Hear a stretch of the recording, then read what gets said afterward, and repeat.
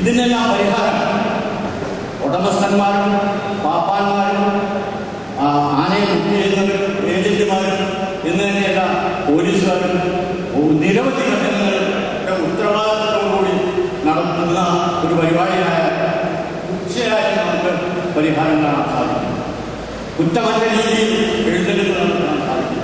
അത് വേണം ഇവിടെ ഇന്നു മുതൽ അത് ഉണ്ടാകുന്നതാണ് എൻ്റെ ഉറപ്പ്. അത് തികച്ചും ഓരോരുത്തരും അവരവരുടെ കടമ നിറവേറ്റിയാൽ യാതൊരു പ്രശ്നവും കൂടാതെ കുറ്റമറ്റ രീതിയിൽ എഴുന്നേൽപ്പും മറ്റ് കടിപിടിക്കലും എല്ലാം നടത്താൻ സാധിക്കും. ആനകളെ കൊണ്ട് വിവിധ തരത്തിലുള്ള പ്രയോജനമുണ്ട്. പക്ഷേ അത് വേണ്ട വിധത്തിൽ പ്രയോജനപ്പെടുത്താൻ എല്ലാവരെയും കൂട്ടായ്മയുടെ ഇവിടെ നമുക്ക് നേടിയെടുക്കാൻ സാധിക്കുന്നതാണ്.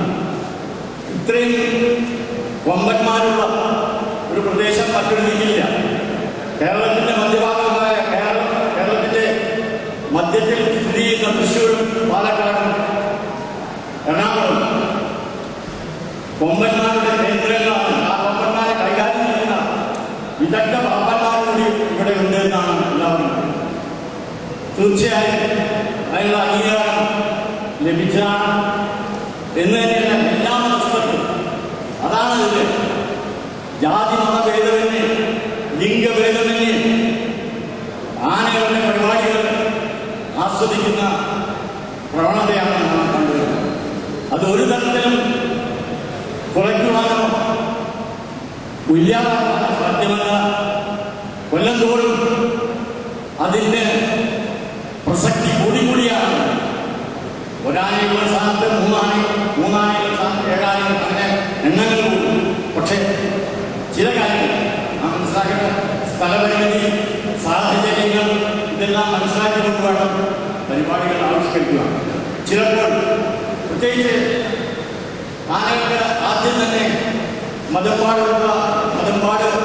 നന്നായി മതപ്പാട് വന്നു കഴിഞ്ഞ ആനകളെ ഉത്സവ സീസണിൽ നിഷ്പ്രയാസം ഉപയോഗിക്കാൻ സാധിക്കുമെന്ന് ഞാൻ പറയാറുണ്ടായിരുന്നു. പക്ഷേ ആ മതപ്പാട് ഉണ്ടാക്കുവാൻ അനുവദിക്കാതെ അതിനുള്ള സാഹചര്യം സൃഷ്ടിക്കാതെ നടക്കുമ്പോൾ ഉത്സവകാലത്ത് ആനകൾ തെറ്റിപ്പിടിക്കാനുള്ള വഴിയുണ്ട്. ആ പ്രവണത അവസാനിപ്പിക്കണമെങ്കിൽ ഈ വർഷക്കാലത്ത് ആനകളെ പരിപോഷിപ്പിച്ച് കഴിയുന്നത്ര ആനകൾക്ക് മതം ഉണ്ടാക്കിയിട്ട് മതം വന്നു കഴിഞ്ഞാൽ സുരക്ഷിതമായി പാപ്പാന്മാർക്ക് ആനകളെ കൈകാര്യം ചെയ്യാൻ സാധിക്കും എന്ന് തന്നെയല്ല സകല ജാഗ്രതയിൽ പുലർത്തിയിട്ട് വേണം ആനകളെ കൊണ്ടുവരണം. യാത്രയിൽ വലിയ വഴിയിൽ അത് തന്നെയാണ്. പണ്ടത്തെ പോലെയുള്ള ഇന്നത്തെ കാലഘട്ടത്തിൽ പല ബുദ്ധിമുട്ടുകളും സഹിക്കേണ്ടി വരുന്നു. വെള്ളം ലഭിക്കുന്നില്ല എന്ന് ഈ കാണുന്നത് വളരെ ശരിയാണ്. നല്ല വെള്ളം കിട്ടുന്നില്ല, റെസ്റ്റ് ചെയ്യാൻ തണൽ കിട്ടുന്നില്ല. ഇന്നെല്ലാം എല്ലാത്തിനും ഇലക്ട്രിക് ലൈൻ കട്ട് ചെയ്യാത്ത ഇത് എല്ലാ പല വൈഷമ്യങ്ങളും ഉള്ള തെരുവിൽ കൂടി നാം ആനകളെ കൊണ്ടുപോയിട്ടുണ്ട്. അതുകൊണ്ട് നാം വളരെയധികം ജാഗ്രത പാലിക്കേണ്ടതുണ്ട്. ആനകളെ ഒരു സ്ഥലത്ത് നിന്ന് മറ്റേ സ്ഥലത്തിൽ കൊണ്ടുപോകാൻ അദ്ദേഹത്തിൻ്റെ എഴുന്നള്ളിപ്പ് സ്ഥലത്ത് പാപ്പാന്മാർ, പ്രത്യേകിച്ച് ഒന്നാം പാപ്പാൻ, പരിചയസമ്പന്നനായ ഒന്നാം പാപ്പാൻ ആനയുടെ അടുത്ത് തന്നെ ശ്രദ്ധാപൂർവം ആനയെ വീക്ഷിക്കണം. അതിന് പകരം അവരുടെ ശ്രദ്ധ മറ്റുള്ളവർ ആകർഷിച്ച് സർക്കാരുകൾക്ക് അവർ അവിടുന്ന് മാറുന്ന സമയത്താണ് ആനകൾ എന്തെങ്കിലും ബുദ്ധിമുട്ടുണ്ടാക്കുന്നത്. എന്ന് കഴിഞ്ഞാൽ ചില ആനകൾക്ക് അടുത്ത ആനകൾ, അതായത് കൂട്ടാനെ കിട്ടുന്ന സമുദായങ്ങൾ അപൂർവം ചില ആനകൾ, ആ ആനകൾ കഴിയുന്നത്ര വലിയ പരിപാടികളിൽ നിന്ന് ഒഴിവാക്കണം. അത് ഒറ്റയ്ക്ക് നെല്ലിക്കുള്ള ദൂരങ്ങൾക്ക് ഉപയോഗിക്കാൻ പാടില്ല. കൂടുതൽ ആനകൾ ഉപയോഗിക്കുന്ന സന്ദർഭങ്ങളിൽ ഇത്തരം ആനകളെ കഴിയുന്നത് ഒഴിവാക്കണം. അഥവാ ആ ആനയുടെ അറ്റത്ത് വാസ്തവത്തിൽ ആനകളെ ഭാഷ പഠിപ്പിക്കുക, ആ ആനകളെ സകലവിധ നിയന്ത്രണങ്ങൾ പാലിക്കുവാനുള്ള തയ്യാറെടുപ്പിന് നമുക്ക് സാധിക്കുന്നതാണ്. കാരണം ബീഹാറിൽ എൻ്റെ ഓർമ്മ ശരിയാണെങ്കിൽ 10 കിലോമീറ്റർ മുമ്പ് ബീഹാറിൽ ഞാനൊരു ആനയെ നോക്കിയുണ്ടായി. 3-ാം വർഷം പ്രയാറെ എഴുന്നേൽച്ചു. വളരെ ശാന്ത സ്വഭാവം. ഞാൻ അടുത്ത് നിന്ന് ആ എഴുന്നേൽപ്പ് കഴിഞ്ഞ് ഒരു കുഴപ്പമുണ്ടായി. അപ്പോൾ വരുന്ന വഴിക്ക് ഹിന്ദി മലയാളം പഠിക്കുകയും ആന നമ്മുടെ രീതിയിൽ ഒത്തുചേർന്ന കാര്യങ്ങൾ കൃത്യമായി നടത്തിയിരുന്നതാണ്. അതെന്തുകൊണ്ട് നാം കൂടുതൽ ആനകളെ വീക്ഷിച്ച് നിരീക്ഷിച്ച് പഠിച്ച് അവയെ കൊണ്ടുനടന്നാൽ യാതൊരു വിഷമങ്ങളും ഉണ്ടാകാത്ത കാര്യങ്ങൾ പരിപാടികൾ നടത്താൻ സാധിക്കും എന്ന് തന്നെയല്ല. ഇതിൽ പല വൈശിഷ്ട്യങ്ങളുണ്ട്. ഉടമസ്ഥന്മാരിൽ തന്നെ പലതരത്തിലുണ്ട്.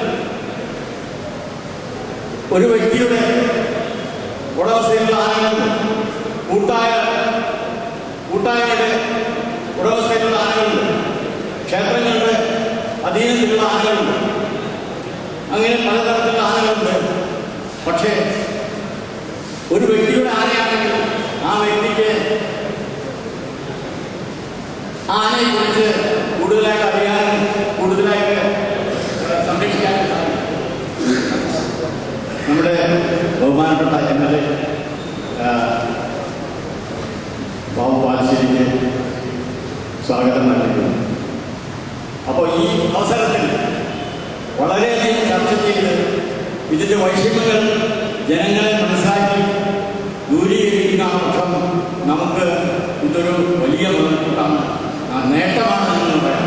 പ്രത്യേകിച്ച് തൃശ്ശൂർക്കാർക്കും അടുത്ത ജില്ലകളിലുള്ള പാലക്കാട്, എറണാകുളം ജില്ലകളിൽ ഉള്ള കൊമ്പന്മാരെ പരിപാലിക്കുന്ന ഉടമസ്ഥന്മാർക്കും അതുപോലെ ഇതിനെ നോക്കി നടക്കുന്ന പാപ്പാന്മാർക്ക് തികച്ചും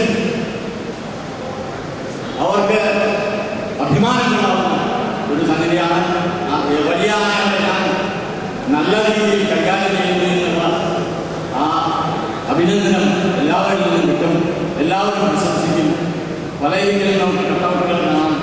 പക്ഷേ അതെല്ലാം പാപ്പാന്മാരുടെ എടുത്തുകൊണ്ട് ആനകളെ വേണ്ട വിധത്തിൽ നിയന്ത്രിച്ച് കൊണ്ടുപോയി കാര്യങ്ങൾ നടത്തിയതിൻ്റെ ഫലമായിട്ടാണ്. അങ്ങനെ പലപ്പോഴും ആനകളുടെ പരിപാടി മുടക്കണമെന്നും കൂടുതൽ പുതിയ പരിപാടികൾ എടുക്കരുതെന്നും കൂടി കാണുന്നു.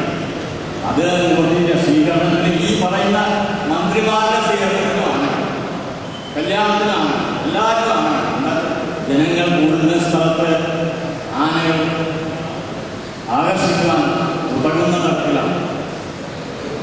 ജനങ്ങളെ ആകർഷിക്കാൻ ഏറ്റവും പറ്റിയ സംവിധാനം ആനയുടെ സാന്നിധ്യമാണ്. ആനയുടെ സാന്നിധ്യത്തിൽ നിന്നൊക്കെ ആ ബാലവൃദ്ധ കുട്ടികൾ ഇത്രയും സ്നേഹിക്കുന്ന, ഇത്രയും ആദരിക്കുന്ന ഒരു രീതിയില്ല. ആ കുട്ടികൾ ഉത്സാഹപരമായി കാഴ്ചക്കൊള്ളുന്നത് കണ്ടാൽ നമുക്ക് ആവേശം. മാതാപിതാക്കൾ കൂടി ആഹ്ലാദം. പ്രത്യേകിച്ച് മറ്റു രാജ്യങ്ങളിൽ ആനകളിലെ ദൂര രാജ്യങ്ങളിലെ എങ്കിലും അവിടെ സർക്കസിനോട് ചേർന്ന് ഒരു ആനയൊക്കെ വന്നു കഴിഞ്ഞാൽ എല്ലാവരും കൂടി ചാടിക്കളും ഡോളറുകൾ. ഞാൻ കൂടുതലായിട്ട് സംസാരിക്കുന്നില്ല.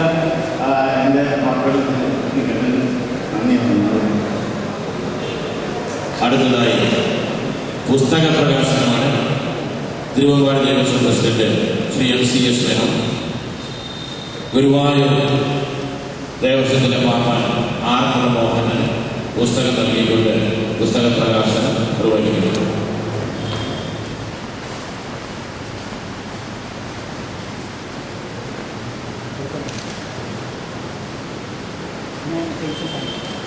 നേരെ